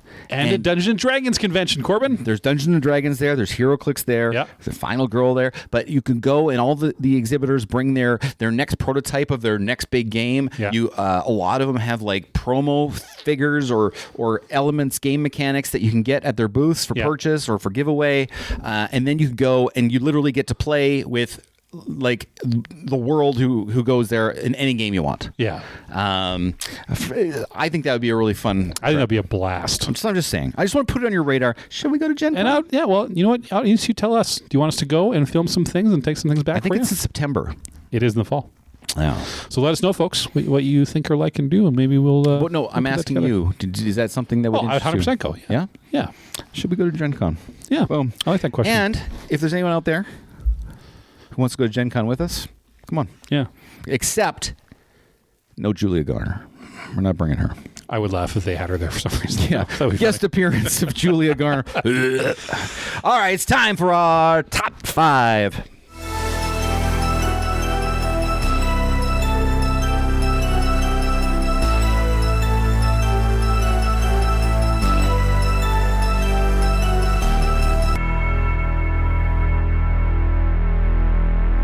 It's a top 5 time. Oh, yeah. Oh, and it's Corbin's top 5 today. To explain how this works, every week one of us has a top 5 list, and we tell the other person what the title or the subject of the top 5 list is. We don't tell each other our answers. Nope. We come and we go and we count them down, each of ours from 5 to 1. If we happen to get the same one on the same number, we shake hands, we sing a song. It's very exciting. We've only done it twice. Very exciting. In 50 episodes, it's only Today's topic. Oh. I really like this one when I thought of it. Yeah. No, because originally it was different. But then I switched teams. I'll tell you a second. Tell them what we're doing. Today's the top 5 DC Comics superheroes that would have been on Iron Man's side in the movie Captain America Civil War. Okay. So the original concept was I was going to say what other Marvel characters that weren't in that movie, what side would they pick? Joined? But then I'm like, that's boring. I want to go what DC care. I want to go the complete opposite. Okay. What the other company would do. Okay. So who would join Iron Man's side in Captain America Civil War? Now, no, okay, go ahead. But for those who have trouble remembering, Iron Man's side in support of the Sokovia Accords, but his side in the Civil War was because he wanted to avoid the total dismantling of the Avengers, and so he agreed to prevent disasters like Sokovia. He agreed in government oversight, seen as a necessary compromise to earn public trust and carry on with the Avengers, where Captain America's side dith not. And they said, fuck you, I'm doing what I want. Yeah, I feel like you're going to have one on your list that I'm going to disagree with greatly. You might have a couple, but yeah. One in particular. Okay. Because I think people will look at the character and be like, I think obviously you could say yes either way. Yeah. But I'm fundamentally on the no side. Okay. Ready? But again, we don't know what we've chosen. So we're going to start with number 5. Tanner's going to go number 5. I don't know if you have this one or not. It is going to be Steel, a.k.a. John Henry Irons. Oh, yeah. I know. Very familiar with Steel. So tell me more. Steel, high-tech hero. So basically, Superman gets killed by Doomsday. Yes. I believe. And so Steel, or John Henry Irons, tech-driven hero, he builds his own armor, a la like Iron Man, that has Superman's powers to replace Superman. Yeah. Make the world better. Joining the likes of Eradicator and fuck, I forget them all. There's about 4 of them, I think. That leadership gap that was left when Superman dies. But Cyborg Superman was one of them. Steel would do it, right? He supports that world oversight. He has the technologically solutions-minded driven individual. He was always more towards the gap of building the group rather than the edgy loneliness of the character. Yeah. And so I think he would be one of the first ones to side to join the Sokovia Accords if they existed in that world, because he just of the gap and how I wanted to fill in. I like it. And take it. Yeah. Number 5. All right, so I went with Jaime Reyes. Jaime Reyes. That's the sound Also he makes. known as the Blue Beetle. That's the sound he makes. But this is the second version of the Blue Beetle. This is not Ted Kord, who the original Blue Beetle was, who was kind of like a super millionaire. He totally would have been on Iron Man's side as well. But Jaime Rivera is going to be on Iron Man's side for a completely different reason. Okay. He is a teenager who just acquired the powers of the Scarab. Yeah.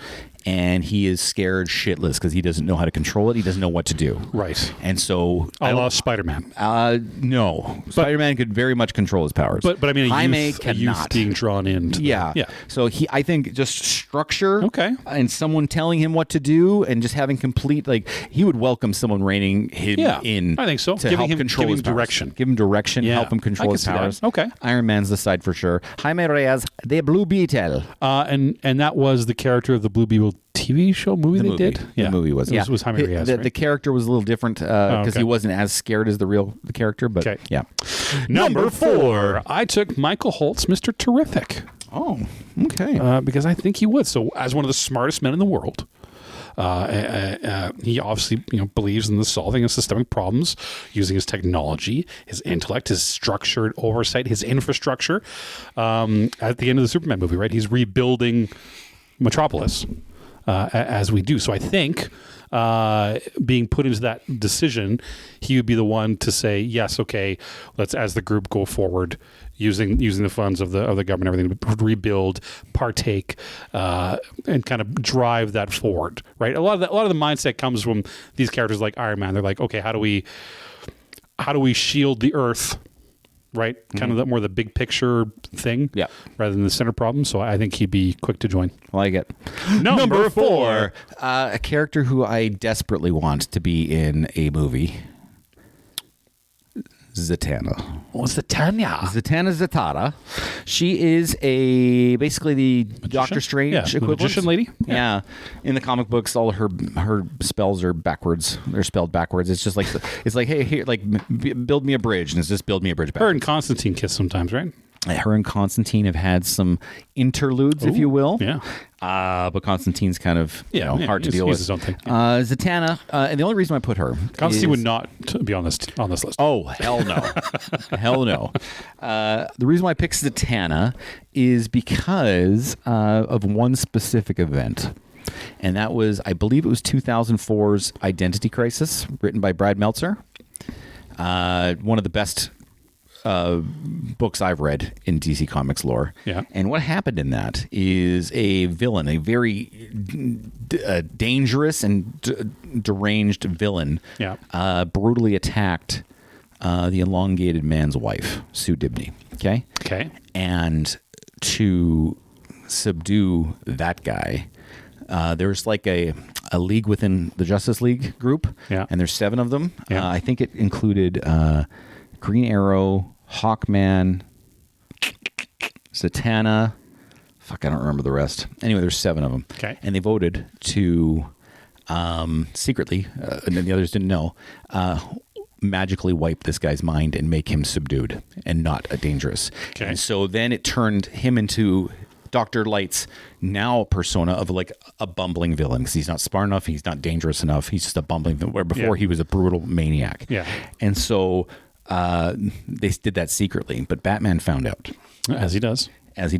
And Batman will try to stop him or whatever, or held him accountable.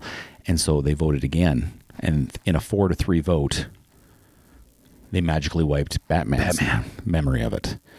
And that was like the last straw. And so because of that, she didn't want to. She lost the vote, but she was forced to do it to her own teammate. Yeah. So basically, why I'm saying that, she knows the dangers of unregulated magic, basically. Okay. Yeah. And I think she would agree now after that Having particular that event. Okay. That she would agree to boundaries. Yeah, that makes sense. Yeah. Yeah. Because that It event could- absolutely. honestly, that could be my number one. I don't know why I put it number 4 because I think it's the most relevant in the comics. I like that one. Yeah. Number 3, I have Ray Palmer's The Atom.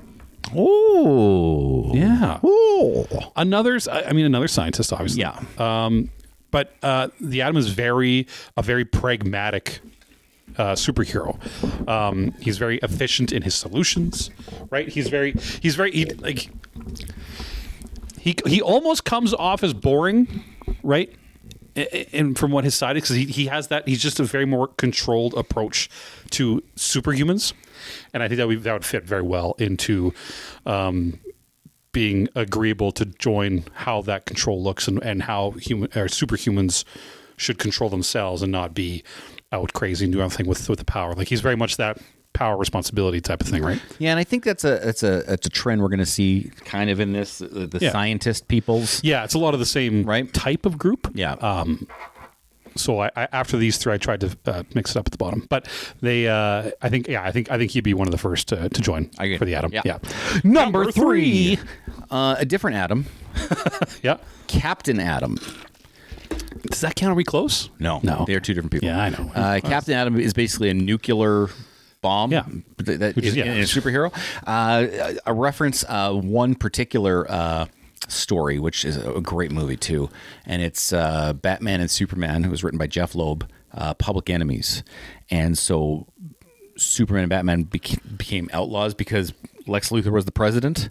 Yeah, and sent out, and then but Captain Atom is the ultimate soldier and company man, and they sent Captain Atom to go get Superman type thing, and then it was like a fucking atom bomb of a fight. So super cool. But he's kind of like he follows orders like Peacemaker does. Yeah, but he's not kind of twisted and not psychotic as insane. like Peacemaker. But if it needs to get done, it gets if an done. order is given, Captain Atom will do the order. Yeah, that's simple as that. Needs to get done. So he's definitely on the regulation side for sure. Yeah. Number 2. Really quick, who should play Captain Atom in DC movies? Oh, who would make a good? Because that's a linchpin of a character if you're going to bring him in. Who would it's kind of like bringing Sentry in. Listen, let's forget Captain Atom. Who should play Zatanna?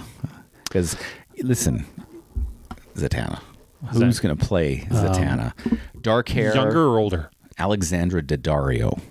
Oh, okay, so younger.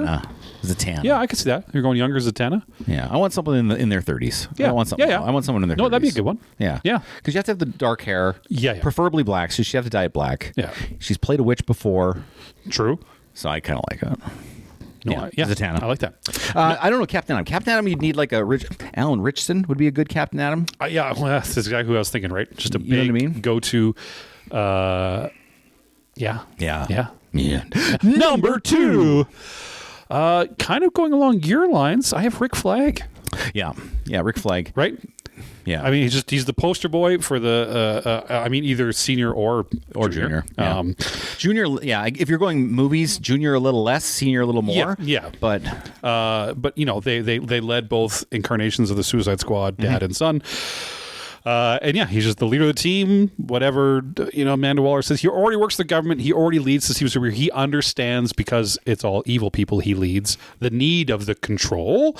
And he's fine with the bombs in the heads and all the 9 yards and suicide missions, right? But he's still the first one to go out and do it. So I mean, he is the poster child for this spot. The only reason why I don't agree with Rick Flag is the same reason why I wouldn't agree with a Nick Fury, because they're not superheroes to me. They're just military dudes. Yeah, that's my only gripe. But if he didn't, but it's your list, so I can't. If he wasn't in every fight with the supervillains and surviving with supervillains, obviously something's there. Right? Yeah, no, for sure. I agree. Number 2, just a couple off, man. Just a couple off. Oh, who'd you put the Atom? I put Mr. Terrific. Oh, Mr. Terrific, there he is. Yeah, that's a good one. Technically, now this has been debated in a couple of comics. He's been like the smartest, second smartest, but technically he's the third smartest person in the DC superhero he's the smartest world. person. Anyway, same reason you'd say. He's like a data-driven guy. Yeah. He's got a logistical approach to everything. Yeah. He would not understand why you wouldn't want that. Why you know what I mean? Yeah. Why you wouldn't want that structure? That's not. But then again, on the flip side, that's not how they portrayed him in the Superman movie, because he kind of went against what. Yeah, he joined the the little government tiny wants. offshoot team, not the government team, right? Exactly. But I think that was wrong.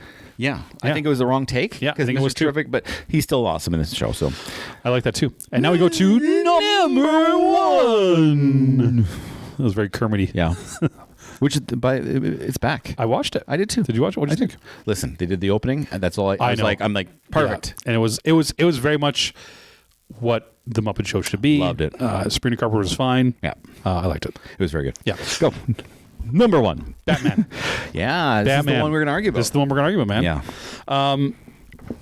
I mean, yeah, his whole mystique is secrecy, but he is proactive. He is surveillance based. He has systemic solutions laid out in everything he does. He is usually the card in every argument in the Justice League up there in the fucking space station, where he's like, "Well, we shouldn't do that. What about the people? We shouldn't let that happen." Right? I think he would be, when it came down to push or shove, the most pro-regulation, rather than letting all the super villains, like the Superman equating villains, letting them have whatever they want. Right now, I know he's going to go beat up homeless people and mental illness people and break all their bones and beat them up all day because he doesn't trust the system. I understand that. But in the greater DC universe, if push came to shove, like a Sokovia Accord event, like a civil war, Yep. Batman is going to join the side that controls all these monsters who can destroy the Earth with a flick of their finger. Here's my counter argument. Yeah. I agree with everything you say. Yeah. If it was Batman's idea. Now, is he doing that to join Iron Man? No. Is he doing that like an Iron Man led side? Nope. Is he doing that to join a Colonel Thunderbolt Ross led team? Nope. Yeah. He's doing that if it's Batman's idea, Batman's way, Batman's team. That's the only way he does it. That's a good point. I know. Also, you got to remember, like, there's just other things. He has contingencies, not just for every opponent. He's got contingencies for his own team. Yeah. So again, that's not going to work unless he's the guy in charge. So I think he could also manipulate it to be that. You got to remember, he's the most rogue superhero because he doesn't in the trust entire superheroes. DC year. You know, but let's go into his own little bubble. Yeah. Like half the comics, like when we think about Batman comics, generally we think like, hey, Commissioner Gordon's on his side. Yeah. But half the other time, the police are not on his side. No, yeah. Because, you know what I mean? Like, he's a vigilante. Yeah. And that's what he is. He's a vigilante. He's not considered a superhero. He's more of a vigilante. And so law enforcement is already not on his side. He's already counter-establishment. Yeah. So there's no way he's going the other way in all... Like, he's not going to give up the control he has now if it's not his idea. I don't think that's the case. He would draw the line at his identity. Yeah. He would. That I believe. But that'd be a part of it, though. But so, if and that's not happening. But if he can control, I think I didn't even think of that. I didn't even think of that. But you're right. I don't think he'd give up his identity. He would draw the line in his identity. Yeah, because Spider-Man had to unmask in Civil War. Because he's nobody. Nobody cares about fuck. That's huge. I know it was huge in the comics. But it was so huge that they had to retcon it with the Brand New Day comic with the flip out. But because he had to make a deal with Mephisto for Aunt May and Mary Jane to completely forget him. Yeah. So yeah, that was crazy. Soul crushing. Number one. I kind of copped out here. I went with Jon Stewart. Because okay, walk me you through can't why. go Hal Jordan. Hal Jordan is the walk- exact opposite of No, Jon Stewart. he wouldn't. No. Jon Stewart, former Marine. Yeah. So again, it's about the structure, all that kind. Yeah. Former Marine. He's a member of a intergalactic police force. He's the one out of all the Green Lanterns who follows the rules the most. Yeah. He has the most baggage when it comes to the consequences of his actions. Hal Jordan can move past his stuff. He's like, I did what I had to do. And Jon Stewart's like, oh, that planet. And like, he's very guilty about everything he does when he messes up. He would like that oversight. He already knows how to take orders, both in the Marines and in the Green Lantern Corps. He's, again, the most law-abiding, rule-following Green Lantern member. He doesn't hide his ideas as it is. No, he doesn't. And so Jon Stewart is my number one guy. Honestly, I kind of blew past the Green Lanterns. Yeah. I probably should have looked more. That's okay. I don't mind that number one. I think Which is also why I think Jon Stewart is the most boring Green Lantern on the planet. He's the most boring. I do not enjoy reading John Lantern. I think Jon we were Stewart. both right with Mr. Terrific, though. Yeah, for sure. That was a fun game, Court. That was a fun game. I Yeah, liked it. That was a good head twister. I had to think about that one. Ah, good. I liked it. That was a good fun head twister. I'm told you may have a game for us. Very small game. I like a small game. Okay. Yeah. We're going to go Match Made in Heaven. Oh, match made in heaven. I've only got 4 pairs of names here. I'm going to give you 2 names. Your job, and I'm going to give you the answers at the end of the exercise. Okay. Your job is to come up with the movie that they starred in. Oh, okay. I like that. All right? Yep. It's not an easy one. Yeah, I probably All won't right? be. All right. First pairing. Okay. Sharon Stone. Okay, wait. You can't use... I'm just writing their names down. Okay. Yeah. Sharon Stone and Bruce Campbell. I was really hoping you'd say Michael Douglas. Sharon Stone and Bruce Campbell are in...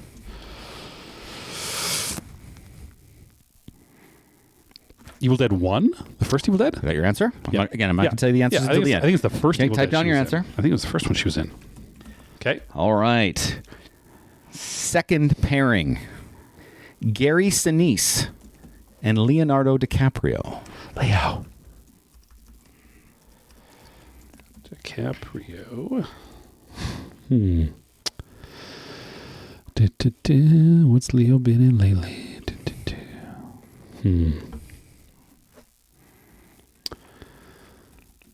I should mention this is not an easy game. No, it's not. I'm trying to think where Sinise has been in the movie. Gary Sinise and Leonardo DiCaprio. Was Sinise in Catch Me If You Can? I don't think so. Was he? No. Was he? No. You he sure? wasn't. Yeah, I'm pretty sure. Okay. So many movies. That's a shit ton of movies to think of. So many connections. I'm gonna say I got to think of Gary Sinise movies more than Leo movies, right? I guess, right? Gary's had less, so I'm gonna say,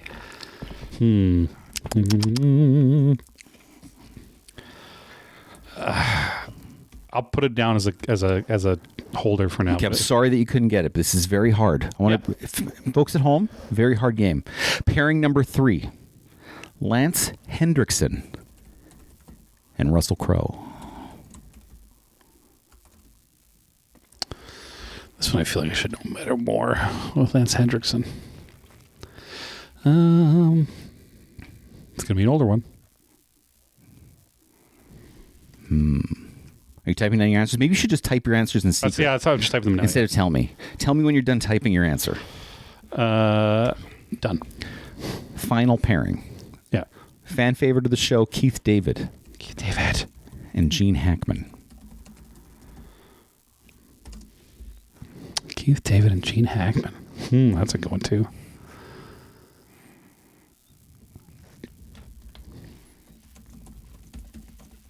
Done. All right, so let's go to the top. Let me tell Here you we your go. answer is Sharon Stone, Bruce Campbell. Evil Dead. Okay, incorrect. Leonardo DiCaprio and Gary we got Sinise. to know what it is. I'll tell you at the end. I'll tell you at the end. Oh, okay. Leonardo DiCaprio and Gary Sinise. Catch what you can. Incorrect. Russell Crowe and Lance Hendrickson. Gladiator? Incorrect. And finally, Keith David and Gene Hackman. Quick and the Dead.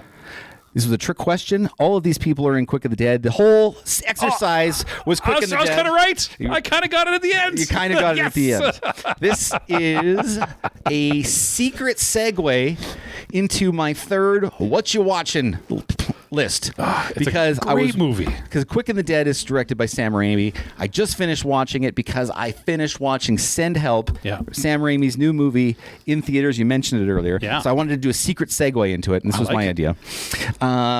They're all in the Quick of the Dead. I should They say. are all in the Quick and the Except Bruce Campbell. He's in it, but not really. He's actually in the credits. Dead. Who's as Gary being- Sinise in the Quick and the Dead? He plays Sharon Stone's father who gets hanged. He was the father. Son was of a the bitch. father. That's right. I'm glad you got Keith. I'm glad you got the Keith David. Yeah, one. no. As soon as you said Gene Hackman, Keith David, I'm like, okay, that one I knew. I didn't think you 'Cause remember. I Keith knew they David were. in that I knew they episode. were in the Quick and the Dead. That one I locked in. All right. That's you're being sneaky over there. was Look at being you being sneaky. sneaky boy. Anyway, I want to talk about Send Help because this is Sam Raimi's first foray into a horror movie since 2009's Drag Me to Hell. Went with our good friend Allie to this movie. Yeah.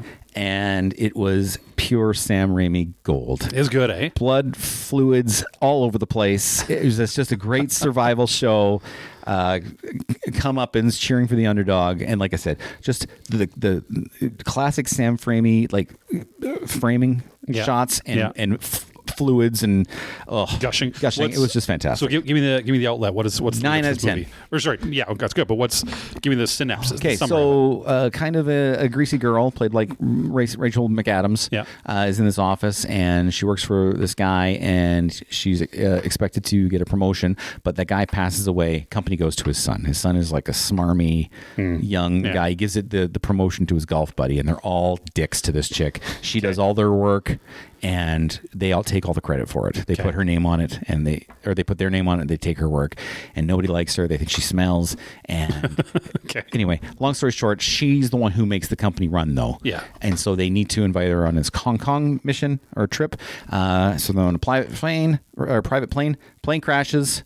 Only 2 survivors: the new son's boss, or boss's son, or whatever, and Rachel McAdams' character. And it turns out she's much better at survival than he is. Okay. And the dynamics of this relationship get changed a little bit. Yeah. And chaos ensues. And very it's cool. Fantastic. Very cool. Just a fun time at the movie theaters. Is Sam Raimi back then? Sam Raimi's back. Okay. I mean, I thought he was back. I thought he did a great job with Doctor Strange. I did Multiverse not. of Madness. I thought he did a good job making you gotta remember with Marvel movies, okay? Like, take Sam Raimi out of it. Yeah. With Marvel movies, the directors are never really in control. It's always Kevin Feige. The few scenes where he was allowed to do his thing, it was the only eye-catching scenes in the movie. The scenes where he made Scarlet Witch look a little scary. Yeah. Those were the ones I was like. That was basically the only Sam Raimi movie scenes of the whole thing. Yeah. So anyway, that was a little exercise. That was fun. Okay, I liked that. How'd you like that? I also really liked The Quick and the Dead. That is a great I just movie. watched it the other day. I'm like, Oh, it is so good. fun. It's so good. Russell Crowe comes in and he builds that gun from all the, like, it does the clicks and Yeah, he's like, oh, good stuff. and the zoom ins, like, just the whole thing. What are you looking at? What are you looking over here? Look at the last line here in my notes. Great movie. Ha! Secret segue. It's the double exclamation marks. Well, that was a fun, sneaky game. I like that, Corbin. Thank you very much. We're going to come back in a fortnight's time. We're going to talk after we go off air, maybe about something we can play here, something we can work at here coming up in the next. We got one. an idea. Should we drop it? No, Why not? because we got to work it out. But here's the thing. we're too early. All right. Because we're going to say what we're going to do, and then we're going to do something completely different. Okay. It might involve high heels. We don't know. We're going to work on it. Woo. No more high heels in this relationship. I'm out. But thank you all for joining us. Sorry. I'm going to preemptively quickly say, apologize if you, depending on what platform you listen to, you may have missed the last couple. Long story short, our publisher rebranded, and we had to change a bunch of backdoor end stuff that no one really told us about. So they should be Dick up move. by now. Listening to this, they all should be on there. So you Should go be back and up on listen to YouTube. everything Should else. be back up on Apple. Should be back up on Spotify. Yeah, so sorry. Well, we're back up. They were all there regularly, but so you might have a couple to catch up and listen to. Anyway, you're all great. Thank you for listening. Keep it tight, everyone. And why does it matter? Well, who cares? Love you, bye.